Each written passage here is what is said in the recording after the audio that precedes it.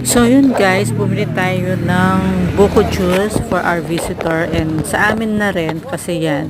So medyo matagal-tagal na rin hindi tayo umiinom ng buko juice pero yan for our visitor. So yan, nagdala ako ng picture within our area. So yan, pinakita ko sa inyo guys mga kabalen, mga Foxter yan. Yung tinutukoy ko sa inyo dati na marami nagtitinda pag morning po dito. Meron pa yung Chong's Fried Chicken, meron mga coffee Pampanga. Iba-iba po yung mga nagtitinda. Tapos meron pa pong fishball yata doon sa tabi ng buko juice dyan. Tapos may tinitinda siyang lumpiang Shanghai yata yun. Ay hindi lumpiang Shanghai, lumpiang sariwa. So yun.